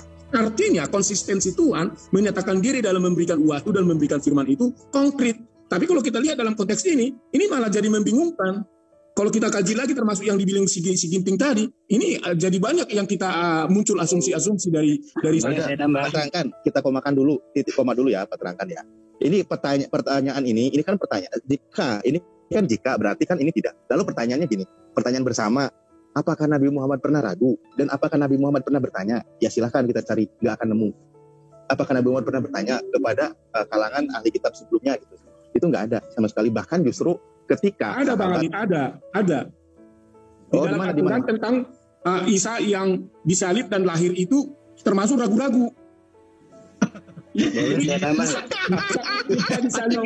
Dalam keraguan nyambung. Jadi Pak dosen jangan dipakai jurus tidak nyambungnya lagi Pak dosen. Nggak nyambung dengan itu. Karena kan kalian di dalam Al-Quran juga sudah dituliskan. Coba cari ayatnya yang berkata bahwa Isa bin Maryam itu tidak mati tapi diangkat. Memang mereka berselisih. Lalu mereka berselisih oleh karena keraguan-raguan mereka. Artinya ada di sana keraguan juga. Jadi di Al-Quran itu begitu banyak sebuah perselisihan dan keraguan. Yang ragu itu siapa? Di An-Nisa 157 itu. Pak dosen. Jadi begini kan Pak dosen, kadang-kadang sengaja dia tidak nyambungkan untuk mengalihkan situasi, padahal yang ragu siapa yang dinyatakan. Ini Pak dosen ini yang saya lingkarin, ini Pak dosen. Nah ini Pak dosen ini DKK ya. Nah Pak dosen ini tidak ini kecuali ini gitu loh. Ini Pak dosen. Iya, saya ulangi terjemahannya tidak membunuhnya kan? Iya. Orang-orang yang berselisih. Mereka berselisih pendapat. Semuanya itu hanya prasangka gitu loh. Makanya tadi ada yang menjual tanah. Dan ragu-ragu tentang, nah ini keraguan mereka tentang pembunuhan itu. Nah, ini kan ada lagi keraguan di sini. Terus keraguan siapa di situ? Itu keraguan Yahudi yang diceritakan Allah. Nah, itu makanya saya bilang antara keraguan yang dijelaskan dalam Al-Quran ini termasuk juga klimaksnya kepada Muhammad tentang keraguan. Tidak nyambung Pak dosen. Contoh Pak dosen. Apa yang mau disampaikan? Pak dosen nggak ada hubungannya, Kang Awi, nggak ada hubungannya ayat ini dengan ayat Nabi Muhammad tadi, nggak ada, nggak sesuai penunjuknya. Contoh pertanyaan yang posisinya ambigu dalam keraguan dan berselisih itu contoh yang ditanyakan tadi Pak Musa. Sebenarnya Yesus tadi jam berapa itu dalam perselisihan lah. Makanya di sini kalimatnya ikhtalafu, mereka itu berselisih gitu. Artinya informasi seperti ini. Beberapa lah informasi yang perselisihan di antara kalian atau dia itu loh dalam keraguan dan hanya sebatas prasangka saja. Jadi kesimpulannya itu ittaba'ad-don gitu kan, hanya mengikuti sebuah prasangka aja. Jadi kira-kira aja. Makanya tadi kira-kira jam 12 itu pun kira-kira lagi. Makanya tadi saya lihat di screen versi LAI dengan versi bahasa Inggrisnya itu udah beda waktunya gitu. Itu dalam perkiraan semuanya gitu loh. Jadi Al-Quran ini nggak salah ya. Itu ada penjelasannya, brother. Ada penjelasannya. Itu jam 6 itu jam Israel, jam 12 itu jam Indonesia. Beda lagi. Janggal, lo ngomong lagi udah dijelasin juga kemarin-kemarin. Loh, iya betul itu. Enggak, masalahnya tadi gini loh, ayatnya sama. Enggak, ayatnya Begini Bang, maaf sebentar Bang. Berarti yang melihat itu satu di Israel, satu di Indonesia. Karena satu pakai jam Israel, satu pakai jam Indonesia. Gitu aja di Indonesia. Bentar, jam 6 itu di Indonesia pagi. Kalau jam ini Bang Abi, si Pujangga ini perwakilan dari mana? Tanya dulu Bang Abi, biar jelas. Kristen. Di tengah. Oh, Kristen, Pujangga Kristen. Kristen ya, Kristen. Tengah-tengah. Saya mau tanya yang kayak tadi, brother. Jawabannya bukan tuh Bang Abi. Kristen dari mana dia? Jangan suka brother. Saya mau tanya tentang yang ayat tadi, brother, yang tanya baca kitab sebelumnya itu, brother. Boleh tampilkan lagi, brother? Sebentar, carikan dulu. Jadi terangkan selama Kang Alip lagi nyari, terangkan ilmu Al-Quran itu ada namanya ulumul Quran. Salah satu pak materinya adalah asbabun nuzul ya, Pak terangkan. Jadi yang Anda katakan di An-Nisa 157 itu nggak ada hubungannya dengan Yunus 94. Tetapi itu berhubungan dengan Quran surah Ali Imran ayat 55. Makanya saya bilang nggak nyambung, nggak ada hubungannya dengan Nabi Muhammad. Aneh-aneh aja keterangkan. Iya, yang saya maksud gini. Saya mau tanya dulu dalam Al-Quran itu murni kalimatnya dikasih tahu menerangkan keraguan gitu loh. Nah kalau di kitab kami tidak ada disebut kata-kata keraguan-keraguan dalam arti untuk memberitahukan bahwa ini sebuah keraguan, nggak ada. Tapi Al-Quran kalian menuliskan itu gitu loh. Pertanyaannya kenapa Al-Quran kalian membongkar keraguan itu secara langsung yang diwahyukan Allah kepada Muhammad? Itu menjadi masalah. Boleh nggak saya nambahkan jawabannya? Ini belum lanjut ya, aku ingin menyapa dulu para Infantry Translator Comment Center dari tadi nungguin. Nih korelasi itu begini loh, korelasi itu. Nih gini, siapa tadi dengerin ya anakku terangkan. Perhatikan di sini. Al-Kahfi ayat 102. Maka apakah orang kafir menyangka bahwa mereka mengambil hamba-hambaku menjadi penolong selain aku? Sungguh kami telah menyediakan jahanam sebagai tempat tinggal bagi orang-orang kafir. Ibadi itu adalah jamak dari Abdul. Nih Abdul. Perhatiin ini Abdul ya. Perhatiin ke sini.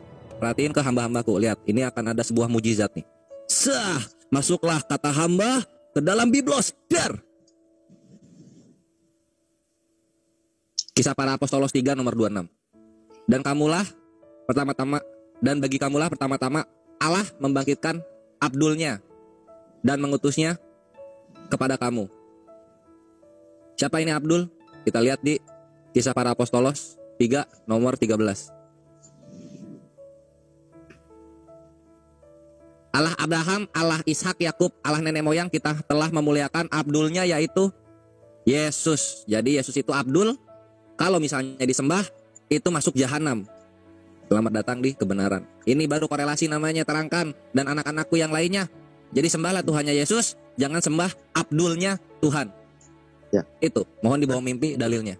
Silakan dilanjut Pak Dani. Abdul. Ya, coba balikan kayak tadi, brother. Dengarkan suaranya. Saya mau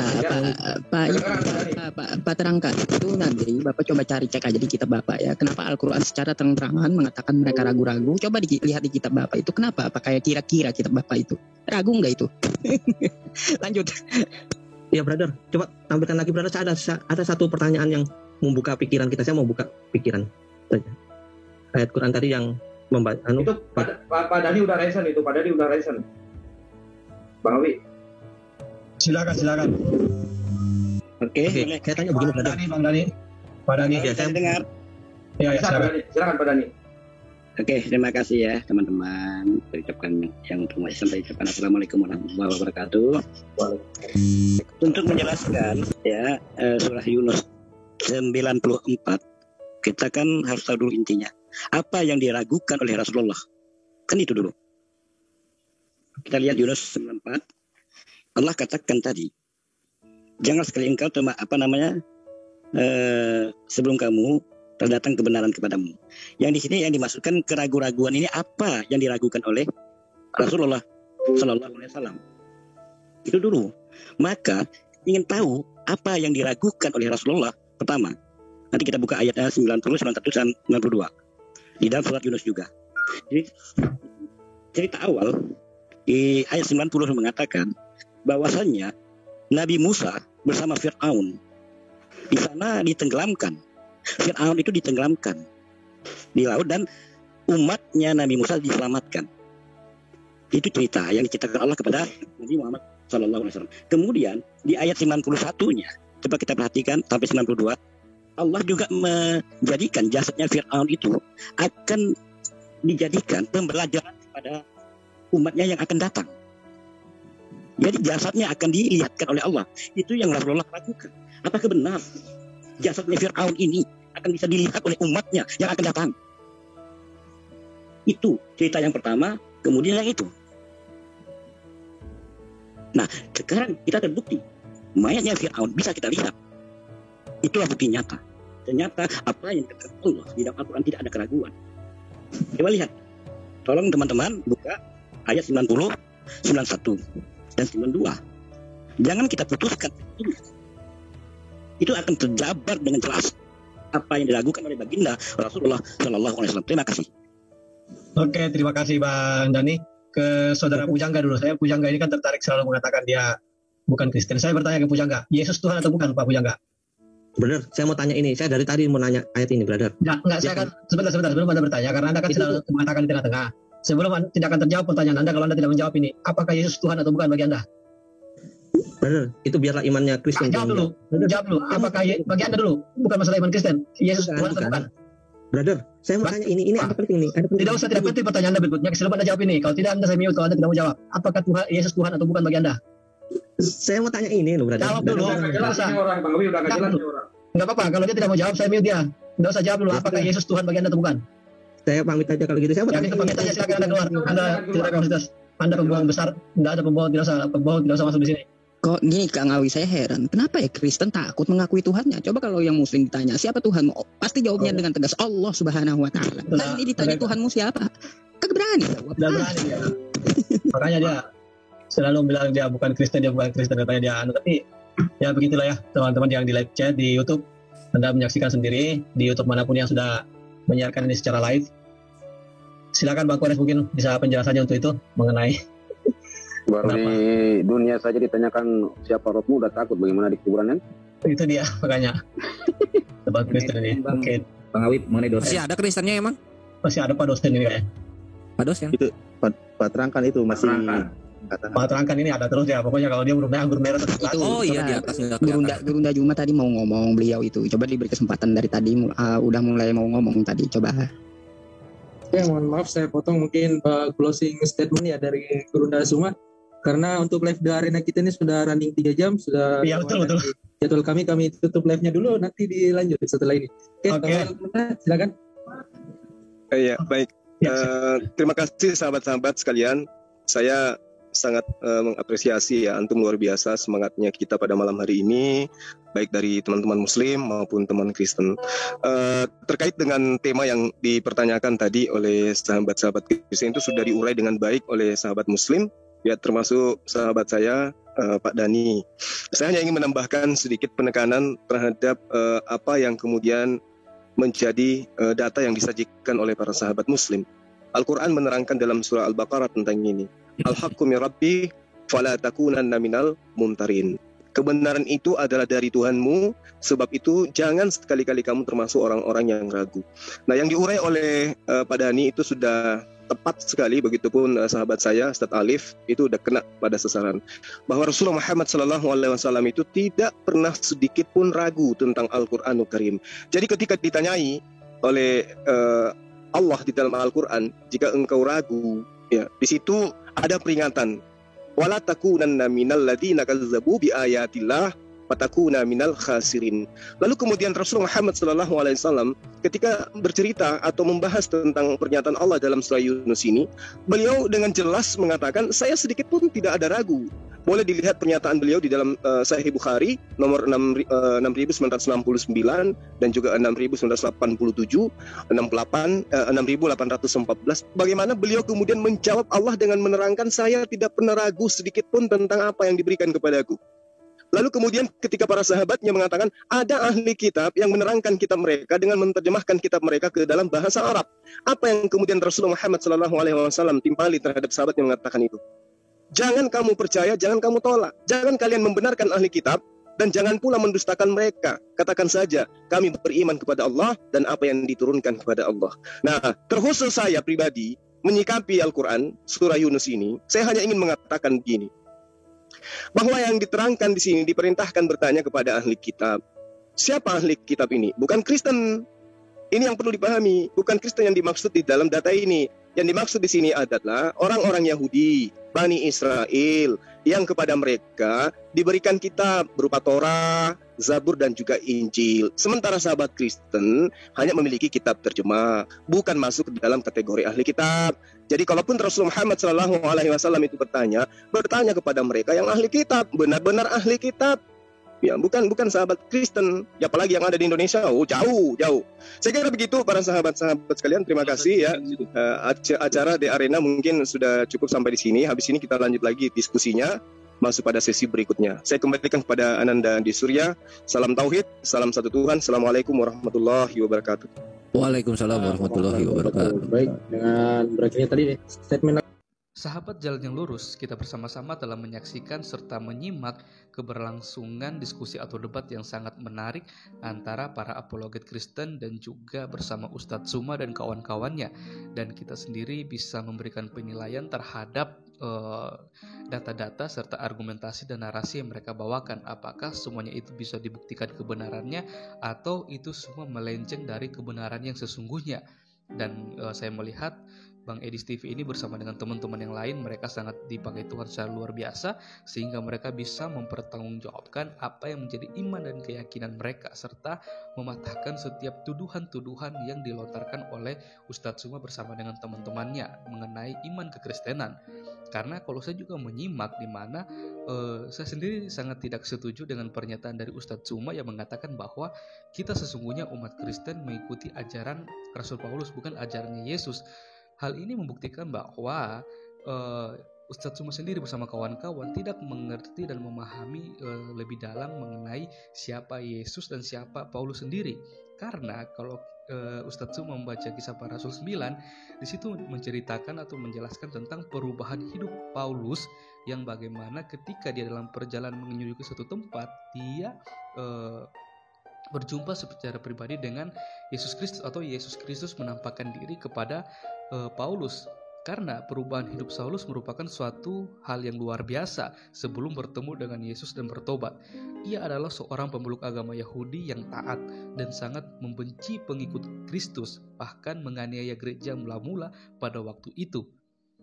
Di bawah pimpinannya laki-laki dan perempuan dianiayanya, dibunuh dan dimasukkan ke dalam penjara. Namun pertemuannya dengan Yesus telah mengubah hidupnya secara total.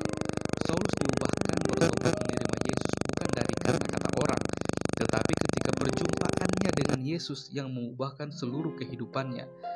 Jadi jangan merasa puas menerima label orang Kristen tetapi tidak pernah mengalami perjumpaan yang sesungguhnya dengan Yesus. Hal inilah yang tidak dipahami oleh Ustadz Zuma sendiri yang tidak mengerti bahwa Paulus sendiri bertobat karena perjumpaan pribadinya bersama dengan Tuhan Yesus. Dan kalau Ustadz Zuma melemparkan tuduhannya kepada umat Kristen bahwa kita merupakan pengikut ajaran dari Rasul Paulus, mungkin Ustadz Zuma juga harus membaca 1 Korintus 1 ayat yang ke-10 hingga ayatnya yang ke-13. Di situ dikatakan ini mengenai perpecahan dalam jemaat. Di situ dikatakan, tetapi aku menasihatkan kamu saudara-saudara demi nama Tuhan kita Yesus Kristus, supaya kamu seia sekata dan jangan ada perpecahan di antara kamu, tetapi sebaliknya supaya kamu erat bersatu dan sehati sepikir. Sebab saudara-saudaraku, aku telah diberitahukan oleh orang-orang dari keluarga Chloe tentang kamu, bahwa ada perselisihan di antara kamu. Yang aku maksudkan ialah bahwa kamu masing-masing berkata, aku dari golongan Paulus, atau aku dari golongan Apolos, atau aku dari golongan Kefas, atau aku dari golongan Kristus. Adakah Kristus terbagi-bagi? Adakah Paulus disalibkan karena kamu? Atau adakah kamu dibaptis dalam nama Paulus? Hal inilah yang harus dibaca oleh Ustadz Zuma sendiri, bahwa apa yang diajarkan oleh Paulus semua itu berkaitan dengan Yesus Kristus. Jadi bagaimana mungkin Ustadz Zuma bisa mengeluarkan tuduhannya dengan mengatakan bahwa kami merupakan pengikut Paulus bukan pengikut Yesus? Maka dari itu saran juga dari saya supaya Ustadz Zuma bersama dengan kawan-kawan yang lainnya, mereka mestinya lebih lagi mendalami atau mempelajari serta menghayati ketika mereka membaca Alkitab dari awal hingga pada akhir, dari Kejadian hingga pada Wahyu, supaya mereka mengerti dan memahami konsep ketuhanan dan juga bagaimana konsep karya keselamatan yang telah diberikan Allah kepada umat manusia melalui Yesus Kristus. Dan saya melihat memang begitu banyak orang di luar sana yang kebanyakan ketika mereka membaca Alkitab, mempelajari Alkitab bukan untuk mencari kebenaran di dalamnya, akan tetapi mereka malah banyak mencari kesalahan dan mereka gunakan hal itu untuk menyerang iman kekristenan. Akan tetapi itu bukanlah suatu masalah, dan kita hanya bisa berdoa supaya ketika mereka membaca Alkitab, mempelajari Alkitab, ketika mereka mau mencari kesalahan, supaya mereka boleh dipertemukan dengan kebenaran itu sendiri melalui Yesus Kristus, sebagaimana ketika Paulus sendiri bertobat ketika dia berjumpa secara pribadi dengan Yesus Kristus. Oke teman-teman, sekian video saya di hari ini. Sampai berjumpa di video saya selanjutnya. Kita terus berdoa kepada para apologet Kristen supaya mereka juga terus dipakai Tuhan secara luar biasa untuk menyatakan kebenaran kepada semua orang. Tuhan Yesus memberkati kita semua.